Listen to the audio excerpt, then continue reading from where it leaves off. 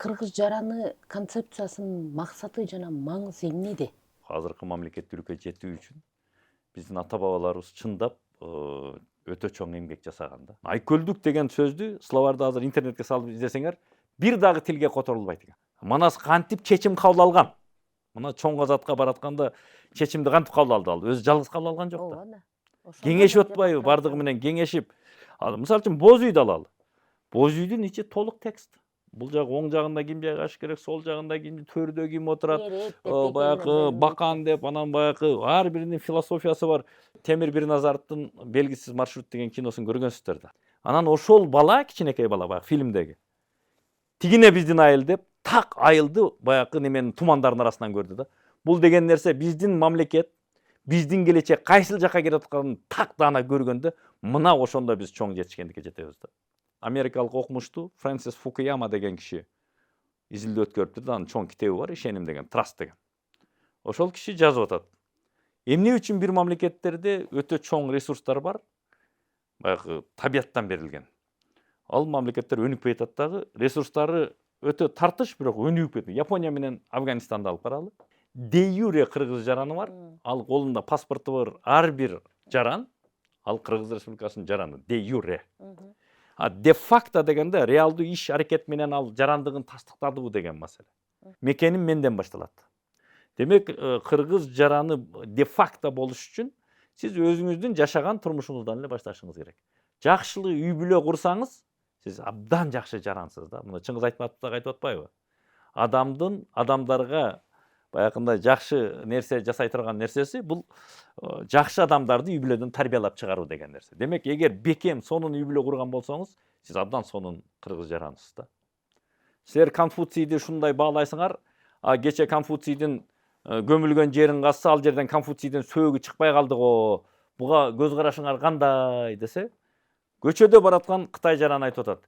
Бизге Конфуцийдин сөөгү эмес, бизге Конфуцийдин идеясы маанилүү деп атат. Айткан сөздөрү. Бизде деле мына Кыргызстандын эгемендүү тарыхында болду да. Манас кайсыл жерден болгон, кайсыл жерге коюлган сөөгү каерде жатат деген маселе. Ошонун үстүнөн көбүрөөк ойлондук. Биз Манастын идеясынын үстүнөн көбүрөөк ойлонгон жокпуз. Саламатсыздарбы, студиянын угармандары, көрөрмандары. Бүгүн биз кыргыз жараны концепциясы боюнча жана улуттук дем дүйнөлүк бийиктик доктринасы боюнча сөз кылмакчыбыз. Биздин студиянын коногу менен тааныштыра кетейли. Биздин студиянын коногу Тажиматов Санжар мырза. Санжар мырза кыргыз жараны концепциясынын автору жана көз карандысыз эксперт. Кош келиңиз биздин студиябызга. Эми кыргыз жараны концепциясы боюнча айта турган болсок, деги эле мына азыр 5 жыл болуп атат бүтүп баратканына. Мындан ары эмне болот? Анан кыргыз жараны концепциясынын максаты жана маңызы эмнеде? Рахмат. Эми биз эгемендүүлүктөн баштасак туура болот го деп ойлойм да. Биз эгемендүүлүккө жеткенден кийин өз алдынча мамлекет болдук. Анан деги эле эгемендүүлүк кандай жол менен келди деген маселе бар. Эми тарыхыбызды алып карай турган болсок, азыркы мамлекеттүүлүккө жетүү үчүн биздин ата бабаларыбыз чындап өтө чоң эмгек жасаган да. Акыркыларын эле айта турган болсок, мына Жусуп Абдурахманов, Касым Тыныстанов, кийинкилерден Исхак Разаков, ушулардын жасаган иштерин алып карай турган болсок, булар ошол мезгилде чоң эмгек жасады да. Азыркы биздин ушул мамлекеттүүлүк болуш үчүн да. Мында жөн эле асмандан же мындай бир болуп келип калган жок да. Анан эми бирок экинчи жагы бар. 90 жылы 17 мартта СССР бар мезгилинде референдум өткөн да. Ошол жерде биздин Кыргыз Республикасынын ошол мезгилдеги калкы СССРде калабыз деп добуш берген. Муну биз билебиз. Демек, 91 жылкы эгемендүүлүктө кандай жол менен келди дегенде, ошол ата бабалардын эмгеги менен келип калды го деп ойлойбуз да. Кийинки биз жашап жаткан азыркы эмес, эми ошол мезгилде 90-жылдардагы муундарда алар мындай бир салым кошсо кошкондур, КДК болду, бирок алардын деңгээлинде кошкон жок да. Ошол эле Прибалтика республикаларын карай турган болсоңуздар, ал жерде миллиондогон адамдар көчөгө чыгып, анан кийин биз мамлекетибизди эgemen кылабыз, биз Советтер Союзунан чыгабыз деген акцияларды Баразавскастын убагында мисалы жасаган учурлар болду да, аны биз көрдүк да, тарыхый окуя да бул. Ал эми бизде башкача болду да. Ушул жерден эми ошол биз айткан жарандуулук маселеси ушул жерден башталат да. Себеби мамлекетти түзүүчүлөр булар жарандар болуш керек да. Биздики ылдыйдан жарандар чогулуп алып мамлекет түзөбүз деп түзүлбөстөн жогорудан ылдый карап мамлекеттүүлүк колубузга тийип калды да. Ошондуктан биз ушул эгемендүүлүктүн баркын менин оюмча азырга чейин толук мындай сезе элекпиз да. Биздин өзүбүздүн эгемендүү мамлекетибиз бар. Ушул мамлекеттин түзүүчүсү бизбиз. Ушул мамлекеттин жарандары деген сезим толук түрдө элдин арасында ушул нерсе орногон эмес да. Бизге келип калды, анан эми айла жок жашап атабыз дегендей мамиле деле бар да, кайдыгерлик мамиле деле бар. Ошондуктан анын үстүнө экинчиси бул биздин Кыргыз Республикасы, эгемендүү Кыргыз Республикасы калкынын курамын алып карай турган болсок, этностук жактан, диний, аймактык, тилдик, маданий ар түрдүү баягы таандыктуулуктун негизинде өтө түрдүү сегменттерден турат. Анан бул сегменттердин болушу бул биринчиден биздин байлык. Баягы өзүңүз да карасаңыз, бир түрдүү гүлгө барганда ар түрдүү гүлдөр болсо кооз көрүнөт туурабы? Мына бул шаар дейли, кайсы жер болбосун маданияттардын баягындай бири-бири менен баягындай айкалышкан жеринде архитектура дагы кооз, кийимдер дагы кооз, тамак аш дагы өтө даамдуу дегендей ушундай ар түрдүү кухня. Мына Бишкекти эле алалы мисалы үчүн, өтө ар түрдүү туурабы? Демек ар түрдүүлүк бул биздин байлык. Бирок экинчи жагы бар. Ушул сегменттердин ортосундагы карым-катнаш кандай болуп атат?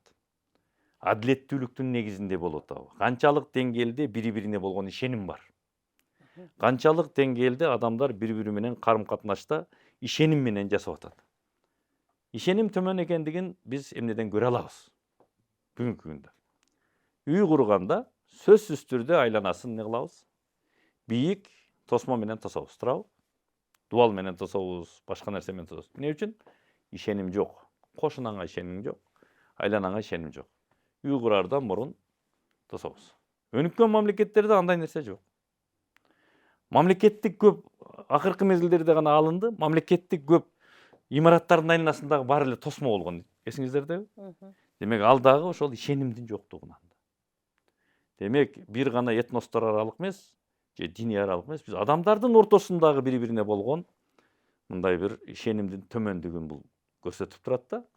Анан эми бул ишеним болгонунун мааниси эмнеде? Мына америкалык окумуштуу Фрэнсис Фукуяма деген киши изилдөө өткөрүптүр да, анын чоң китеби бар, ишеним деген, Траст деген.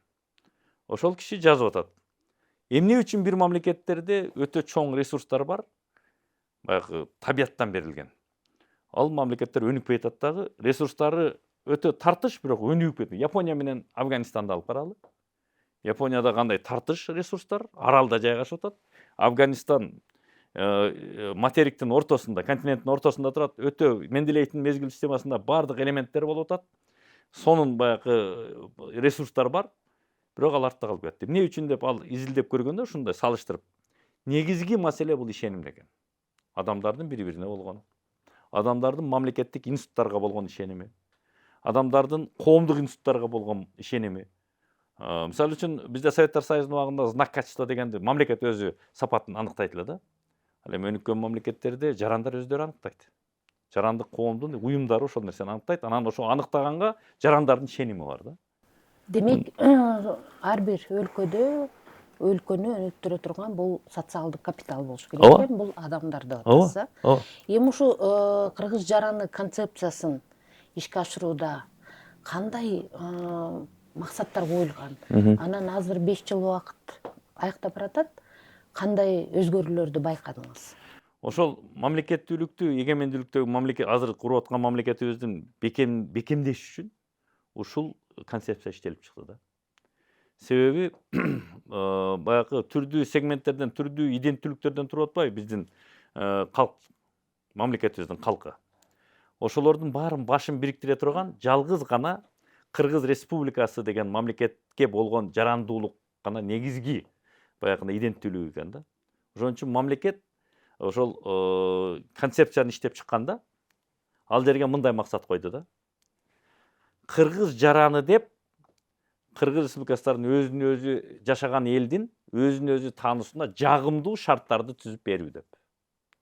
Себеби кыргыз жараны бул идеология эмес. Бул идея. Ушул жерде айырмасы бар да.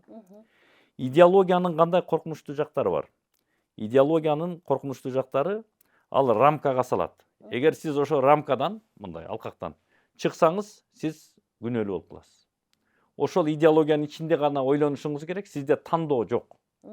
Ал эми кыргыз жаран эмне үчүн ошондой максат койду? Шарт, жагымдуу шарт түзүү. Себеби адамдарга тандоо мүмкүнчүлүгүн ажыраткан жок. Кыргыз жараны болуп сиз өзүңүздү кыстоо жол менен барбайсыз. Биз кыргыз жараны ушундай сонун кылып түзүшүбүз керек. Адамдар кыргыз жарана болгон кандай сонун деген сыймыкка жете турган деңгээлде ошондой багытта түзүлгөн да бул концепциянын максаты. Анан эми биримдилик. Эми мына 5 жыл болду. Сиздин сурооңузга жооп да. 5 жыл болду, кандай өзгөрүүлөр болду деп. Эми 4 жыл мурун Кыргыз Республикасынын өкмөтү атайын иш планын бекиткен. 1 жылдан кийин. Себеби аны талкуулардан өткөрдү да.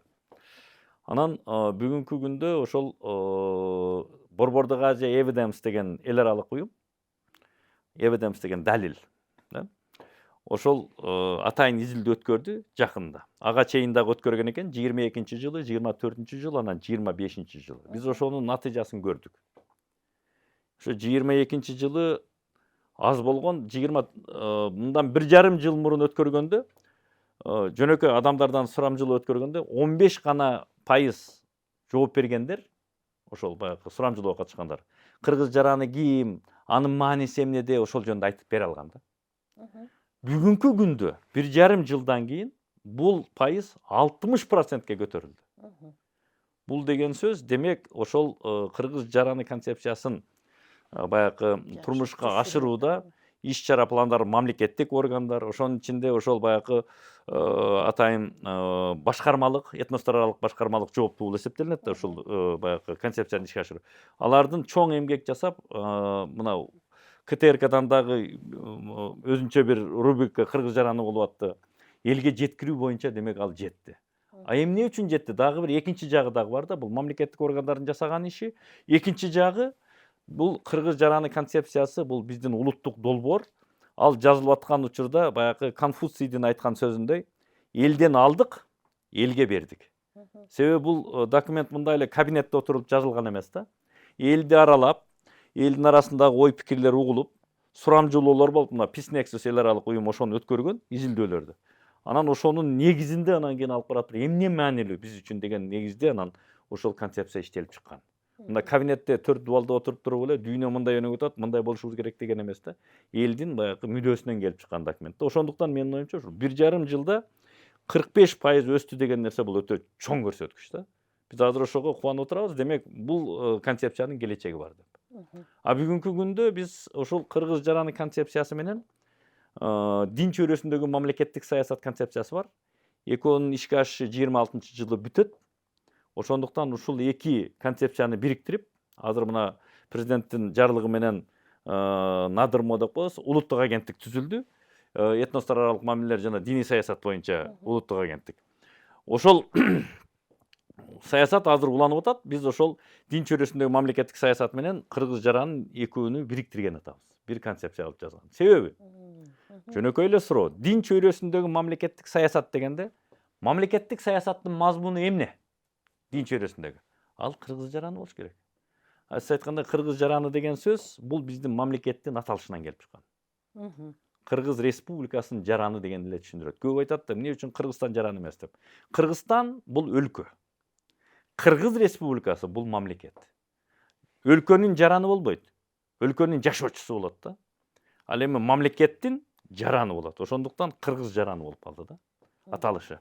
Бүгүнкү күндө азыр элге сиңип баратат бул түшүнүк. Мына паспортто деле ID картын карасаңыздар, фонунда кыргыз жараны деп жазылып турат. Анан көп адамдар муну түшүнө баштады. Башка этностун өкүлдөрү да муну түшүнүп, абдан сонун идея экен деп азыр колдоп, ошол боюнча мисалы үчүн иш алып барып аткан биздин баягы башка этностук коомчулуктардын уюмдары да өтө азыр көп да. Кыргыз жаранын ишке ашыралы дегендер. Бир ошо кыргыз жараны концепциянын ичинде паспорт алып жүрүүчүлөр гана эмес, анын ичинде дагы тереңирээк мааниси салынган да. Абдан сонун суроо бердиңиз. Себеби кыргыз жараны дегенде эки түрдүү карасак болот да. Де юре кыргыз жараны бар. Ал колунда паспорту бар ар бир жаран, ал Кыргыз Республикасынын жараны, де юре. А де факто дегенде реалдуу иш аракет менен ал жарандыгын тастыктадыбы деген маселе.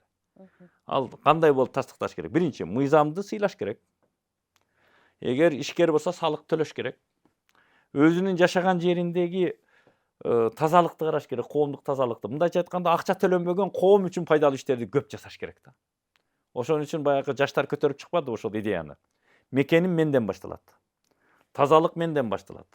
Адилеттүүлүк менден башталат. Ал бирөөдөн издебе, сен биринчи өзүңөн башта деп атат. Бул абдан туура мындай көз карашта, себеби биз ошол өзүбүздөн баштаганда өзгөрүүлөр ошондо болот да. Демек, кыргыз жараны де факто болуш үчүн сиз өзүңүздүн жашаган турмушуңуздан эле башташыңыз керек. Жакшылы үй бүлө курсаңыз, сиз абдан жакшы жарансыз да. Мына Чыңгыз Айтматов да айтып атпайбы? Адамдарга баягындай жакшы нерсе жасай турган нерсеси бул жакшы адамдарды үй бүлөдөн тарбиялап чыгаруу деген нерсе. Демек, эгер бекем сонун үй бүлө курган болсоңуз, сиз абдан сонун кыргыз жарансыз да. Демек, бул идея, бул концепция үй бүлөдөн да башталыш керек. Сөзсүз. Бала бакчадан башташ керек болуп атат да. Сөзсүз. Себеби анан бул нерсе кыргыз жараны болгондун эмне кереги бар деген маселени коюшубуз керек да. Мына элестетиңиз. Биз суроону башкачасынан коелу да. Кыргыз жараны деген идея жок, мисалы үчүн. Жок болсо эмне болот деген маселе. Мына бир бөлүк кетти. Мен мусулманмын, анан жарандуулукту тааныбайм деген адамдар көбөйүп кетти, мисалы үчүн. Алар мыйзамды сыйлабайт, алар өздөрүнүн немеси менен жашап калат, шарты менен. Мен христианмын, мен христиандын немесин угам. Же мен кыргызмын, мен кыргыздын гана өзүнүн када салты менен жашайм. Бул жагы мени кызыктырбайт деген. Бул нерсе мамлекеттүүлүктү жок кылат да.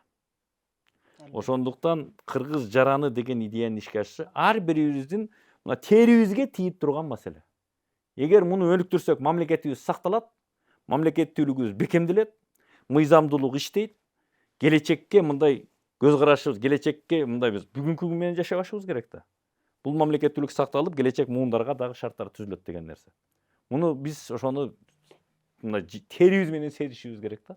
Азыр ошондой адамдардын саны көбөйдү. Демек, бул өтө маанилүү экен дегенчи. Себеби эгер ал эми бул дүйнөлүк тажрыйбада кандай болгон да? Эми батышта ал өзүнүн тарыхы бар, өзүнүн тарыхый, маданий контексти бар, өзгөчөлүктөрү. Ал жерде бул мындай табигый жол менен ишке ашкан да. Жарандуулукчу. А биз эмне болуп атабыз? Биз мындай дүйнөлүк өнүгүүгө интеграция болуш үчүн дүйнөлүк универсалдык тажрыйбалар, улуттук мамлекет деген түшүнүктөр, мисалы үчүн. Ошол Европадагы буржуазиялык революциялардан кийинки пайда болгон ошол баягындай саясий түзүмдөрдүн универсалдуу формалары бизге келип атпайбы? А биз аны жергиликтүү өзгөчөлүккө жараша ылайыкташтырып атабыз. Эмне үчүн? Өзүбүздүн жүзүбүздү сактап калыш үчүн. Себеби ааламдашуун шартында өзүбүздүн жүзүбүздү сактап калбасак, анда биз жок болуп кетишибиз мүмкүн да. Ошондуктан биз конкреттүү кыргыз өнүгүү моделин түзүшүбүз керек, кыргыз жаранынын өнүгүү моделин түзүшүбүз керек. Бул өтө чоң маселе. Бирок бүгүнкү күндө бизди кубандырып турган нерсе, бул иште мындай бир жылыш бар экендигин кечеги изилдөөлөр көрсөттү да. Демек, биз жөн убакытты коротуп, жөн мындай бир сүйлөп, сөздүн немесин күчүн кетирип аракет кылбаппыз. Демек, натыйжа бар. Бул өтө бизди кубандырат. Демек, биз алдыга жылсак дагы болот экен. Экинчи доктрина боюнча сөз кыла турган болсок, азыр ошо ааламдаш жөнүндө айтып кетпедиңизби? Ошол жака токтоло турган болсок, улуттук дем деген эмне? Анан дүйнөлүк бийиктик деген. Бул жакында эле президентибиздин жарлыгы. Эми ушунун мындай чечмелей турган болсок, улуттук дем деген ичине эмнени киргизебиз? Дүйнөлүк бийиктик деген бул эмне? Ушу жаштарга бир түшүнүктүүрөөк болсун үчүн ушуну чечмелеп берсеңиз. Эми бул доктрина, улуттук доктрина эң жогорку документ. Анын аткарылуу убактысы мындай немеси жок, мезгилге чектелбейт. Анан бул документтин иштелип чыгышына эмне себеп болду? Буга чейин баягы эсиңиздерде болсо, президент эң алгачкылардан болуп баягы адеп ахлак боюнча өзүнүн жарлыгын чыгарган, андан кийин улуттук нарк боюнча дагы жарлыгын чыгарган. Ошонун уландысы да бул. Эмне үчүн мындай болуп атат деген маселе. Себеби анан оңгу жол. Улуттук дем, дүйнөлүк бийиктик, оңгу жол деп атат. Демек, ааламдашуун шарттарында бүгүнкү күндө байланыш, коммуникация технологиялары, интернет, социалдык тармактар өтө катуу өнүгүп атканда, бул баалуулуктар өзгөрүп атат да. мына келечек муундар үчүн азыр караңыздар, K-pop деген Корей популярдуу музыкасы же болбосо кандайдыр бир эл мындай бир универсалдуу деңгээлге жеткен. Ошол эле Спанч Pop деп баягы мультфильмдерди көрүп атат, башка болуп атат. Ошолордун баардыгы эмне болуп атат? Биздин жарандардын, муундардын баягы социалдашуу процессинде алардагы баягы установкаларды атайын, турумдарды, андан тышкары баалуулуктарды калыптап коюп атат да. Эми биз башка жактан келип калган баалуулуктар, башка жактан бизге келип калган турумдун негизинде биз мындан ары мамлекеттин келечегин түзө алабызбы деген маселе турат. Аны биз түзө албайбыз анда. Анда мамлекеттүүлүк ал жерде дагы чоң коркунуч пайда болуп атат. Ошондуктан биз өзүбүздүн оңгу жолду каяктан? Өзүбүздүн рухий мурастан табатабыз да. Улуттук дем ошол рухий мураста жатат да. Ошол жерде. Себеби азыр керектөөчүлүк коом мына iPhone'дун 17 Pro чыкты, эми 18 чыгат экен, анан 20 ошонун артынан чуркап, анан кандайдыр бир ошо керектөөчү эмнебесе эле алып эле ошону пайдаланып эле, анан кийин бара адам роботко айланып керектөөчү жөн эле. Мындай бир адамдык касиет калбай калып атпайбы? Маселенин баары ошондо болуп атат. Анан эми оңгу жол ошол биз рухий мурастын негизинде, бизде эгер жок болсо башка маселе. Бизде өтө терең рухий мурас бар да. Мына жөнөкөй эле нерсе эпосторубузду алалы. Эртоштук эпосу, караңгы менен жарыгы, бул мифология, ак күчтөр, кара күчтөр күрөш дегендей маселе. Экинчиси, мисалы үчүн Кожо жаш эпосун алалы. Адам менен табияттын ортосундагы мамиле кандай болуш керек, эмне үчүн керек ал. Үчүнчүсү эпос Манас, трилогия. Бул уже саясий, мамлекетти кандай башкарыш керек, ким башкарыш керек, ким аны башкарууга татыктуу, кадр саясаты кандай болуш керек, Кырк чорону караңыз. Анан кулал таптап, куш кылдым, курама жийип, журт кылдым деп атат. Кандай элдердин баарын башын бириктирип атат, эмненин негизинде? Адилеттүүлүктүн негизинде. Анан эми бүгүнкү күндө сиздер билгилүү болгондой, демократия деген түшүнүктө Кыргыз Республикасында бул дискредитация болдук десек жаңылышпайбыз. Себеби демократия дегенде биз дароо эле баягы ЛГБТны түшүнүп алып, демократия дегенде мындай бир либералдык демократияны, жалгыз адамдын эгоисттик эркиндигин түшүнүп алып, демократияга болгон мамиле бизде өзгөрүп калды да. Эми анын ордун эмне менен алмаштырсак болот? Биз демократиялык мамлекет курабыз деп Конституцияда жазылып турат дегенде, ушу оңгу жолдо турат. Бул адилеттүү мамлекет концепти. Это концепт справедливого государства. Айкөлдүк деген сөздү словарды азыр интернетке салып издесеңер, бир дагы тилге которулбайт экен. Айкөлдүк деген велка душе деп коет, ал толук ошону чагылдырып бере албайт. Бул состояние души да. Ошол нерсе биздин мамлекеттүүлүктүн негизине коюлган да. Бул адилеттүү мамлекет, справедливое государство деген концепт. Биз азыр ошол оңгу жол, ошол баягы улуттук дем, дүйнөлүк бийиктик. Ошол кыргыз жараны башка стратегиялык документтердин бардыгы адилеттүү мамлекет концептинин айланасында болуш керек да. Ошого карап кетип атабыз да. Адилеттүү мамлекеттин концептин каерден алабыз дегенде, аны биз Манас эпосунан алабыз. Мына мен телевизорду көрүп отурсам, ОРТдан көрсөтүп калды. Орус журналисти көчөдө бараткан Кытай жаранынан интервью алып атат. Силер Конфуцийди ушундай баалайсыңар, кече Конфуцийдин көмүлгөн жерин казса, ал жерден Конфуцийдин сөөгү чыкпай калды го. Буга көз карашыңар кандай десе, көчөдө бараткан Кытай жараны айтып атат. Бизге Конфуцийдин сөөгү эмес, бизге Конфуцийдин идеясы маанилүү деп атат. Айткан сөздөрү. Бизде деле мына Кыргызстандын эгемендүү тарыхында болду да. Манас кайсыл жерден болгон, кайсыл жерге коюлган сөөгү каерде жатат деген маселе. Ошонун үстүнөн көбүрөөк ойлондук. Биз Манастын идеясынын үстүнөн көбүрөөк ойлонгон жокпуз бүгүнкү күнгө чейин. Бирок адилеттүү мамлекет деген концепт Манастын өзүнүн. Манас кантип неме болду? Хан шайланды. Манас кантип чечим кабыл алган? Мына чоң казатка баратканда чечимди кантип кабыл алды ал? Өзү жалгыз кабыл алган жок да. Кеңешип атпайбы? Бардыгы менен кеңешип, ошол баягы анын маанилүүлүгү кимге маанилүү, таасири кандай деп өткөрүп атпайбы? Ошол кеңешинин бардыгыча коммуникация деген нерсе ошол Манастын ичинде жатып атпайбы? Кадр саясатын карасаңыз, ар бир чоросунун өзүнүн өзгөчө мындай касиеттери бар да. Ошолордун баары бириккенде бир команда болуп атат. Эгемендүүлүктү баягы сонун мамлекет, адилеттүү мамлекетти камсыздап берип атат да. Караңызчы.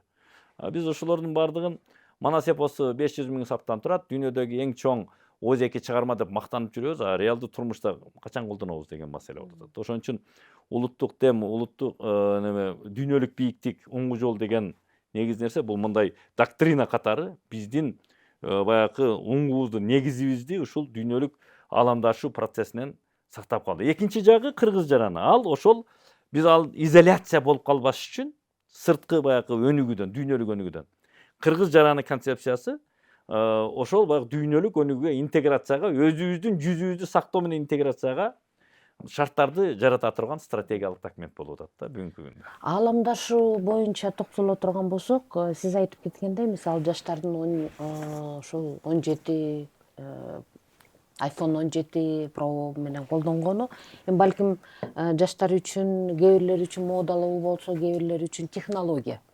Анткени биз ошо ааламдашкан учурда, демек ал өнүгүп аткан өлкөлөрдүн, өнүгүп аткан технологиянын, ошол эле Япония дейли, технологияларын алып, бирок ошо менен катар өзүбүздүн улуттук баалуулуктарды, улуттук нартуулугубузду, тамырыбызды унутпоо экен да. Ооба. Биз дүйнөлүк технологияны өнүгүүдөн калбашыбыз керек. Дүйнөлүк өнүгүүгө сөзсүз интеграция болушубуз керек, бирок өзүбүздүн жүзүбүз менен. Мына жөнөкөй эле нерсе. Мына Шоро компаниясынын жасаган ишин айтып коелу мисалы. Эгер ар бир деп элем, үйдө сиз ошол максымды жасап ичсеңиз, анан сатпасаңыз, өзүңүздүн немеңизде колдонсоңуз, бул этностук маданият. Этнос болуп атабыз биз. Аны конвейерге салып, стандарттарга келтирип, бренд кылып, өзүбүздүн мамлекеттин ичинде жана сыртка экспорт кылып чыгарып сатсаңыз, бул уже улут, универсализация. Бирок ал жерде биздин жүзүбүз калды да, максым биздики да. Ооба. Маселе ошондо болуп атат. Японияда эле ошондой болгон. Баардык немени сактап калып атат, өзүнүн өзгөчөлүгүн, бирок дүйнөлүк өнүгүүдөн артта калган жок. Универсализация болуп атат. Ошон үчүн мына мамлекеттик тил дагы бизди ошол универсализация болгондо, жалгыз гана кыргыз этносунун гана тили болуп калбаш керек да бул. Бул улуттун тили болуш керек. Улуттун тили дегенде башка этностор дагы ушул тилде сүйлөш керек. Мүмкүн болсо аны жайылтыш керек. Мына K-pop чыккандан бери корей тилин өздөштүрүү өтө көбөйдү чет мамлекетте. Эмне үчүн? K-pop'ту көрдү, караса мындай тартып атат да өзүнөчү. Поведенческие модели деп коет орусча, жүрүм турум модельдери. Ошолорду жаратып атат. А бизде дагы ошондой модельдер болуш керек да, өзүбүзгө таандык. Ошон үчүн бул мисалы үчүн мультфильм тартканда, анимациялык фильмдер тартканда дагы биздин өзүбүздүн мындай батырлар, геройлор болуш керек да. Өзүбүздүн батырлар болуш керек да. Анан биз ошолордун баягындай немесин, биз көп мындай окуялар болду бизде. Мисалы үчүн ошол биздин орнамент тигилген көйнөктөр азыр, орнамент боюнча азыр чыгып атпайбы мындай азыркы технология менен, бирок биздин орнаменттер менен кийимдерди тиккен учурлар болуп атат, туурабы? Же болбосо архитектурада деле ушул нерсени колдонушу мүмкүн. Биздин ошо цилиндрообразный баягы боз үйдүн цилиндр болот атпайбы? Ошондой образный архитектуралар дагы мындай жайылып, мисалы үчүн Бишкек, Ош, ушул Жалал Абад, биздин шаарлар, Манас шаары. Ошол жерлерге ошондой архитектуралык немелер түшсө, ошол биздин өзгөчөлүктү мындай көрсөтүп турат. Анан мындай да биздин жашообуз тексттерден турат да, текст. Бар жок эле текст. Мына биздин чачыбыздан баштап кийген кийимибизге чейин бардык жерде текст бар да. И ошол биз жашап жүргөн мына коомдук мейкиндикте да текст бар. Мындай чыксаңыз, көчөлөрдүн түзүлүшү, архитектуралар, мисалы үчүн боз үйдү алалы. Боз үйдүн ичи толук текст. Бул жак оң жагында ким жайгаш керек, сол жагында ким, төрдө ким отурат, баягы бакан деп, анан баягы ар биринин философиясы бар. Сүйлөйт да, өзү эле сүйлөйт, текст бар. Мындай бир супсак тексти жок нерселер көбөйө турган болсо, биздин жашообуздун мааниси жоголот да. Ошондуктан биз канчалык тексти бай архитектура, канчалык тексти бай кийим, канчалык тексти бай баягындай тамак аштарды жаратып, ошону кыргыз жер, биз өзгөчөлүгүбүз, башкалардан өзгөчөлөнүп атпайбызбы? Ошону көрсөтө алсак дүйнөгө, ошондо биз дүйнөлүк бийиктикке чыгабыз да. Эми ошону жаштар арасында, жаш муундар арасында архитекторлор болушун мүмкүн, түгүүчүлөр болушун мүмкүн. Кандай дагы сунуштарды бере алабыз, мисалычы? Балким ошо жаңы жазылып аткан, улантылып жазылып аткан кыргыз жараны концепциясы, ошону эске алабы? Азыр ошо жаңы иштелип жаткан, биз азыр жумушчу топтун мүчөсү болом мен. Бүгүнкү күндө иштеп жатабыз. Ал жерде ошол камтылбай калган жагын кошуп атабыз бүгүнкү күндө. Бул бизнес структураларды, чыгармачыл баягы союздарды, мына сүрөтчүлөр дейли, баягы кинематографисттер, ошолордун баардыгына ошол өзүнчө бир багыт түзүп атабыз да. Чтобы ошол кыргыз жараны идеясын ошол жерде орун алсын деп. Мисалы үчүн кино индустриясында ошол мекенди сүйүүгө болгон кыргыз жаранынын баалуулуктарын баягындай популяризация, мындай кенендеп элге жеткирген фильмдерди тартса укмуш болот да. Биз эми Советтер Союзунун көп учурда мындай карайбыз, атан сын көз караш менен. Бирок алардан үйрөнө турган деле жактары бар. Себеби мисалы үчүн жөнөкөй эле нерсе сүрөттү алалы. Дочь советский киргизы Чуйков колунда кармап келатат баягы немени, китепти кармап келатат. Жаш баягындай жеткинчек кыз келатат да, мындайчы ошондой жаңы замандын адамы келатат да. Образ. Азыр тартса болбойбу? Кыргыз жаранынын образын эмне үчүн биздин сүрөтчүлөр тартпайт? Биздин сүрөтчүлөрдүн галереясына мен барып көрдүм. Космополит болуп кетиптир да. Бүт эле баягындай сюрреалисттик, гиперреалисттик ошондой бир багыттагы сүрөттөр карасаңыз, дүйнөнүн чалды. Ал дагы керек. Бирок биздин реалдуу мына турмушка мындай таасир эте турган, алардын тарткан сүрөтүн түшүнгөн адамдардын саны өтө аз да. Аны түшүнбөйт да көбүчө. Аны үчүн терең философияны билиш керек. Вот кыргыз жараны жөнүндө тартса, мен ойлойм элге жеткиликтүү болмок да. Сүрөтчүлөр, ырлар. Эмне үчүн бизде лирикада, поэзияда, прозада ушул кыргыз жараны идеясын чагылдырган баягында проза, кыргыз жараны идеясын чагылдырган поэзия, керек болсо композиторлор ырларды жазып, ошол баягы патриоттук ырлардын, атуулдукту даңазалаган ырлардын фестивалдарын өткөрсө болбойт. Эмне үчүн? Ушул багытты бекемдебесе болбойт. Себеби эгер биз ошол нерседен жок боло турган болсок, анда мамлекеттин келечеги болбой калат да. Тарых бизди кечирбейт. Биз бүгүнкү күндө иш аракеттерди жасашыбыз керек. Ошол нерселерди ишке ашырыш үчүн. Ошон үчүн кыргыз жараны концепциясы мына 5 жыл, 4 жылдын ичинде мына иш-чаралар планы иштелип чыккандан кийин 4 жылдын ичинде бир кыйла жакшы көрсөткүчтөрдү бүгүнкү күндө көрсөттү. Бирок дагы деле ушул менен токтоп калбашыбыз керекпиз. Анан мына жаңы ушул оңгу жол доктринасы иштелип чыкты. Бул ошол биздин өзгөчөлүктү сактап калыш үчүн экөө бири-бирине карама-каршы келбейт, керек болсо толуктайт. Биздин жүзүбүздү анан мамлекеттүүлүгү. Мындай да, баягы Темир Бирназаровдун Белгисиз маршрут деген киносун көргөнсүздөр да. Көргөнбүз. Ошондо баягы ичинде баары урушуп кеткенде, баягы кичинекей баланын колунан глобус түшүп кетет. Эсиңиздердеби? Ошо глобус түшкөндө биздин мамлекеттин келечеги жок болуп калды деген немени көрсөтүп атат да, атайын баягындай посыл, орусча айтканда, ошондой сигнал берип атат бизге. Эгер ынтымагыңар болбосо ушинтип келечекти жоготосуңар деп атат. Кийин ынтымакка келди, Үмүт деген бала факелди жагып алдыда, чуркап, артынан баягы белгисиз маршрут каяка барарын билбей атпайбы беле? Анан ошол бала, кичинекей бала баягы фильмдеги, тигине биздин айыл деп, так айылды баягы неменин тумандардын арасынан көрдү да. Бул деген нерсе биздин мамлекет, биздин келечек кайсыл жакка кетип атканын так даана көргөндө, мына ошондо биз чоң жетишкендикке жетебиз да. Ошондуктан биз мына 30 жыл карап көрүңүз, канча саясий күрөштөр болду, кандай ойлор, кандай гана күрөштөр болбоду. Бирок бир дагы ошол саясий күч бизге ошондой бир нерсени көрсөтө албады да, тилекке каршы. Бүгүн биз ошол улуттук дем, дүйнөлүк бийиктик, оңгу жол, ушул концепциянын негизинде бул дагы азыркы баягы башкаруучулардын, азыркы баягы руководствонун ушул нерсени көрсөтүүгө жасаган аракети да. Биз ошону так даана көрсөк, ар бир Кыргыз Республикасынын жараны биз эмнени курган атабыз, кандай мамлекет курууну биз курушубуз керек деген нерсени так даана аныктап, өзүнө өзү, бирөөгө эмес, өзүнө өзү ошого жооп бергенде биз алдыга жылабыз. Так азыр бүгүнкү күндө мындай алып карасаңыздар, өзүңүзгө өзүңүз туруп берсеңиз жооп табыш кыйын. Ошондуктан бул жерде мамлекет жардам берип, мамлекет ошол милдеттүү стратегиялык документтерди иштеп чыгып, аракет кылып, өзүнүн аракетин жасап атат да. Ошол нерсени келечекти так даана элестетиш үчүн биз каяка карап баратабыз деп. Анан жашаш дагы керек да бүгүнкү күндө. Ошондуктан концепт справедливое государство, адилеттүү мамлекеттин концепти бул өтө маанилүү да. Бул биздин ар бирибиздин жүрөгүбүздө жашайт. Кылымдар бою биздин мамлекеттүүлүктү ушул нерсе сактап келди. Себеби муну биз айткан жокпуз, же башка бирөө айткан жок, бул ойчулдар айтып атышат. Мына Жан-Жак Руссо деген ойчул болгон Европада. Ошол киши жазып атат. Эмне үчүн империялар пайда болуп, эмне үчүн империялар кулап атат? Эмне үчүн 30 000 аскерден турган Александр Македонскийдин армиясы 200 000 адамдан турган Перс армиясын жеңип койду деген суроону коюп атат да. Ал жерде жообу мындай болуп атат да, Жан-Жак Руссоның. Мамлекет, добродетель деп коет го.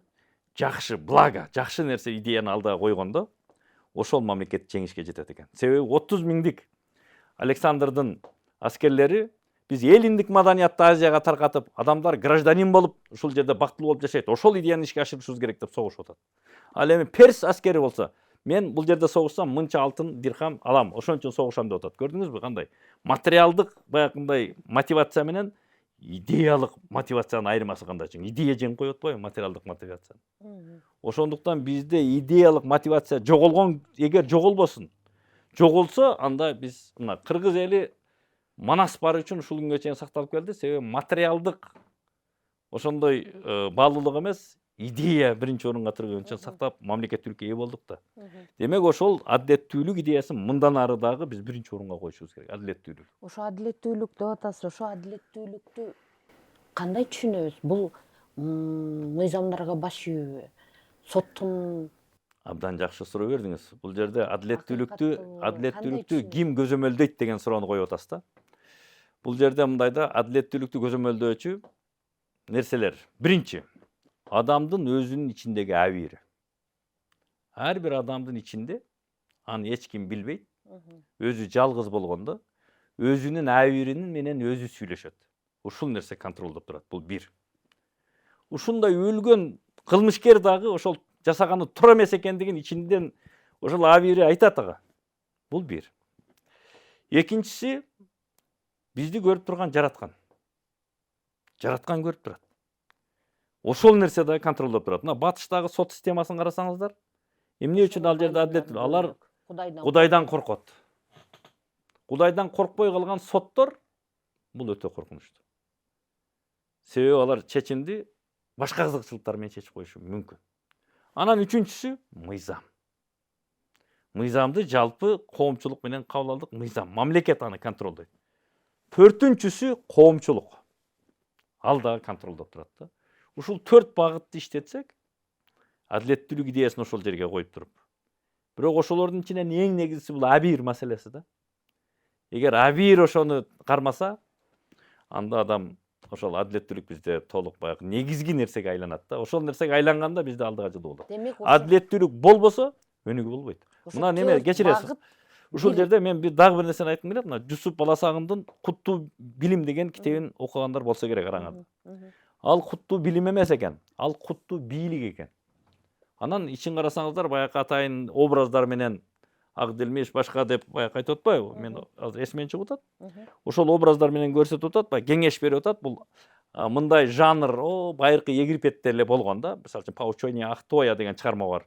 Ушул немеге окшош да. Бул чыгыштагы саясий ой жүгүртүүнүн эстелиги да. Ошол жерде берген кеңешинде айтып атат. Кайсыл жерде адилеттүүлүк орносо, ошол жерге кут түшөт деп атат. Биз азырынча куттуу эл боло элекпиз да. Бирок биздин максат куттуу эл болуш да. Эгер адилеттүүлүк орносо, чыныгы адилеттүүлүк. Үй бүлөдөн баштап, мамлекет кайсы жерде болбосун адилеттүү нерсе орносо, ошол жерге кут түшөт, ошол жерде өнүгүү болот. Адилеттүүлүк болбосо, эч качан өнүгүү болбойт. Ал жерде согуш болот, ал жерде дайыма чаң тополоң чыгат, башка болот. Адилеттүүлүк экенин биз каяктан билебиз? Аны биз так маалымат жеткириш керек. Адам өзүн адилеттүүлүк бул адамдын базалык муктаждыгы да. Адамга суу кандай керек болсо, аба кандай керек болсо, адамга адилеттүүлүк дал ошондой керек. Биз ошону камсыздап беришибиз керек. Ошол кыргыз жараны концепциянын негизинде дагы ушул нерсе жатат да. Биз адамдардын базалык муктаждыктарын камсыздашыбыз керек. Биринчи кезекте коопсуздук. Коопсуздук дегенде эмне? Буну мамлекет камсыздаш керек. Улуттук коопсуздук, чек ара бардык нерселер. Экономикалык коопсуздук, экологиялык коопсуздук, өрт коопсуздугу, транспорттук коопсуздук, социалдык түрлөрү көп. Ушулардын баарын камсыздаш керек. Анан экинчиси адилеттүүлүк. Бул дагы адамдын нескен эң негизги муктаждыктары. Анан адам өзүн ким деп эркин өзүн ким деп эсептесе ошону эркин жасаш керек. Мен кыргызмын, мен өзбекмин, мен орусмун деген нерсе эркин айтыш керек. Ал менен кодолонуп, баягы артынан куугунтукту албаш керек ал үчүн. Же дин тутуу эркиндиги да. Ошонун баардыгын биз шарт комфорт түзүп беришибиз керек. Анан эми бул жерде мындай да ынтымак маселеси. Бул вертикалдуу ынтымак, коомдун ынтымагы, анан горизонталдуу коомдун ынтымагы. Вертикалдуу дегенде мамлекеттик азыр коррупцияга каршы күрөш болуп атпайбы? Мамлекетке болгон ишеним канчалык жогору болсо, бул вертикалдык ынтымак бекемделет да.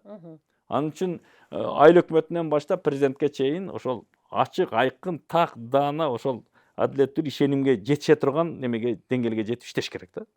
Азыркы опростор, сурамжылоолор көрсөтүп атат да. Мына ортоңку звено, ылдыйкы звеного ишеним азыраак болуп атат. Жогорку звеного ишеним көп болуп атат мисалы үчүн. Горизонталдык баягы немеде кошунасына, башка чөйрөсүнө, айылына, жааматка ошол жерде ишеним жогору боло турган болсо, бул өтө чоң көрсөткүч да. Мисалы үчүн өнүккөн мамлекеттердин бардыгында бул жагынан ишеним өтө жогору. Анан бири-бирине баягындай мындай кызматташуу, бири-бири менен карым-катнаш болуу деген нерсе өтө жогору көрсөткүчтө турат да. Биз аны эгер ушул нерсе төмөнгө түшсө, анда согуш, анда чыр-чатак. Ошого жетиш үчүн убакыт керекпи? Не керек ошого? Биз азыр чоң жетишкендикке бир эле кадам таштадык. Бул кыргыз жараны деп өзүн өзү таанууну 60% сурамжылоодон өткөндөр көрсөткүчү, бул өтө чоң көрсөткүч. Ошол нерсе жылса алдыга, кыргыз жараны кандай болуш керектигин. Ошонун негизинде анан бул ишеним бекемделет да. Ансыз болбойт. Анан эми сиз мисалы үчүн жөнөкөй эле суроодо, сиз өзүңүздүн кичинекей балаңызды бир жака кетип атып, кошунаңызга ишенип таштап кете аласызбы деген маселе. Канча эл кете алам деп жооп берет, канчасы кете албайм деп жооп берет. Мен ойлойм, кете албайм дегендер бүгүнкү күндө көп болсо керек. Анан мына бронированный эшиктер, там подъездеги баягы кнопочный ачылгандар, заборлор, булардын бардыгы, мына дубалдар бардыгы көрсөтүп турат бизде ишен. Эмне үчүн? Алдап кеттүү, урдап кеттүү, сатып кеттүү деген нерселер бизде чындап алып караганда баягы бул жерде эл күнөөлүү эмес. Бул ошол 90-жылдары эркин экономиканын шарттарына жаңы өткөндө бул чоң бир трансформация болду да, өтө коркунучтуу жолдор менен жүрдү. Ач калды, ток калды, урдады, башка болду. Эми убакыт келди. Биз эми муну токтотушубуз керек. Тартипке биз цивилизациялык эл болуп. Цивилизациялык элде тартип, мыйзам иштейт. Ошонун негизинде жашайт. Ал сен кимсиң ал үчүн маанилүү эмес. Мына бул нерсени азыр биз мына санариттештирүүнүн негизинде көбүрөөк ишке ашырып атабыз. Мына коопсуз шаар деген. Сиз прокуратурада иштейсизби, УКМКда иштейсизби, каерде иштейсиз? Неважно, баягы неме трехножка сиздин машинаңызды тартып койду, болду. Барып штрафты төлөшүңүз керек да, мисалы үчүн. Караңызчы кандай адилеттүүлүктү адамдар орното албаса, технология орноткон учурлар болуп атат. Мунун жакшы жактары бар, жаман жактары бар. Жаман жактары мындай личный өздүк эркиндиктен кичине ажырап атабыз. Баягы фейс контроль деген нерсе кире турган болсо, барды кире турган болсо, азыр эми бүт дүйнө ошондой болуп калып атпайбы? Технология ошого жетишип атат да. Маселе ошол. Санжар мырза, аябай сонун маек болду. Эми иш чарабыздын аягында ушу жаштарга кандай эркин микрофон катары кандай сөздөрдү айтып кайрылып кеткенге мүмкүнчүлүк бар? Ушу эмнени айтар элеңиз? Ушу жанагы сиз айтып аткан ай бирде ойго түшүш үчүн, кыргыз жаранын ушу бир өзүнө сиңириш үчүн эмне кылыш керек, бир кайрылуу? Эми жаштарга мындай бир азыркы учурда кеңеш берүү өтө кыйын. Себеби мындай да, муундар аралык баягындай баалуулуктар, дүйнө түшүнүктөр бир аз айырма бар да. Биз түшүнгөндөй дүйнөнү азыркы жаштар башкача түшүнөт да. Булар технологиянын негизинде, анан мисалы үчүн жөнөкөй эле нерсе. Сиз экөөбүз көргөн Ну погоди деген мультфильмди азыркы балдар көрбөйт. Эмне үчүн билесизби? Динамика жок. Анан реалдуулуктан алыс. Булар көргөн мультфильмди көрсөңүз, булардыкы динамика өтө күчтүү, азыркы реалдуулук менен байланышкан. Ошон үчүн мектепке барганда мектеп кызыксыз болуп калат. Эмне үчүн? Реалдуулук башка, мектеп башка болуп калып атат да. Ошон үчүн эми жаштарга кандай дейбиз? Эми жаштарга биз негизги ушул баягы мекен деген нерсени биринчи бул өтө маанилүү баалуу экенин ушуну дайыма айтып турушубуз керек да. Ар кайсы жолдор менен. Ар кайсы жолдор менен. Муну мындай болуп атат да. Миграцияга сыртка чыккан адамдар мекендин чыныгы патриоттор ошолор. Себеби алар мекендин кадыр баркына жеткен адамдар да. Мына ол жерде жашай берсең, сен мекендин баркын билбейсиң. Кадимки көрүнүштөй эле көрүнөт. Ошондуктан мекенди жоготуп, мына адамдын өмүрү качан бааланат? Ошол нерсени жоготуп алайын дегенде бааланат.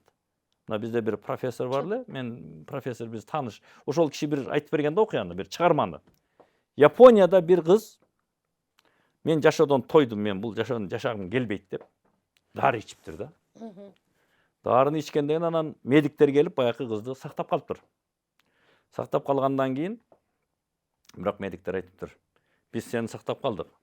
Бирок сен болгону 1 жума гана жашайсың, баары өлөсүң деп.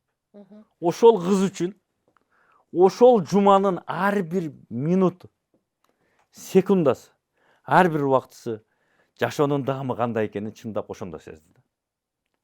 Биз дагы ошондой мекенин бар азыр, мекендин даамын, мекендин баалуулугун барктай билишибиз керек.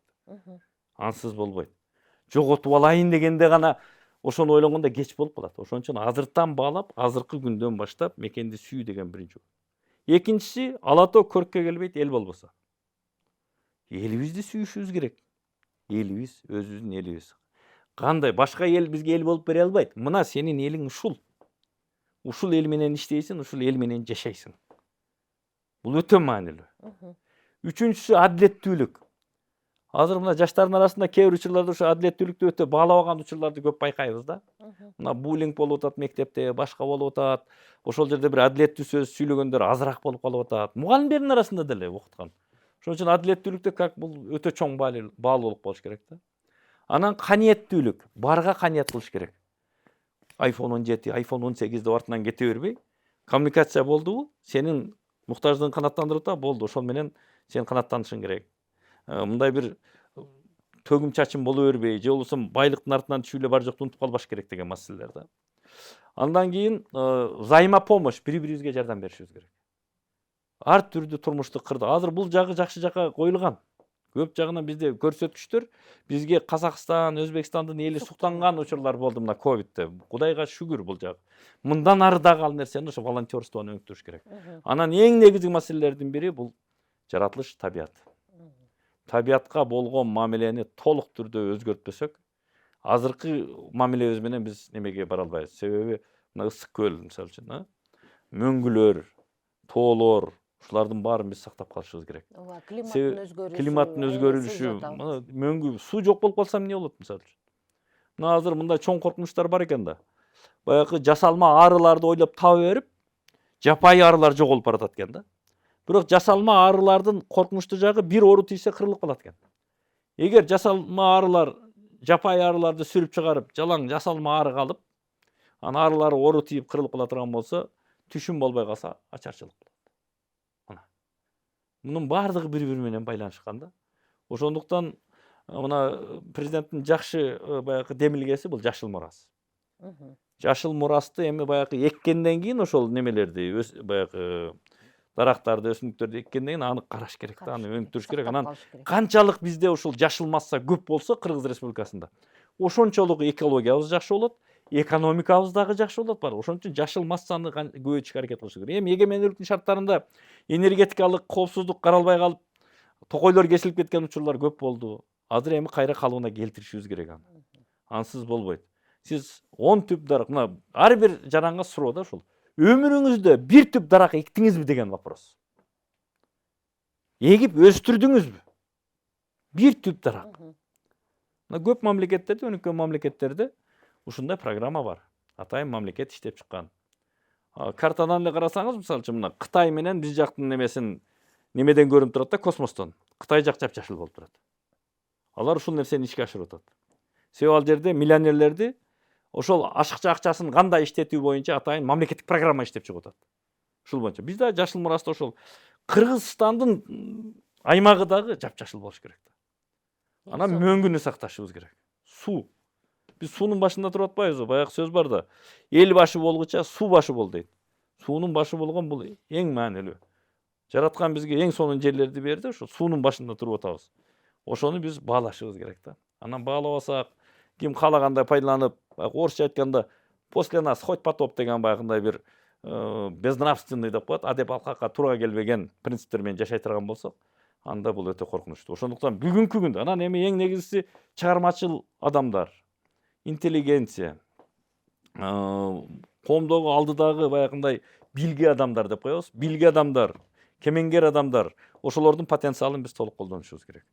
Алар ошол немеге, элге ошону жеткирип, ушул биз баарыбыздын тагдырыбыз бир кемедебиз. ушул кемени биз сонуңгулуп алып кетели деген баягыга жетиш керек да, идеяга жетиш керек. Мен жаштарга ушул нерселерди Жакшы айтып кетет уран элем. менен айттыңыз. Негизи баарыбыз бир кемедебиз. Баарыбыз чогуу болушубуз керек, бир жактуу көздөй жылышыбыз керек. Ушу менен иш чарабызды жыйынтыктайбыз. Бизде бүгүн студияда биздин экспертибиз, көз карандысыз эксперт Тажиматов Санжар мырза болду.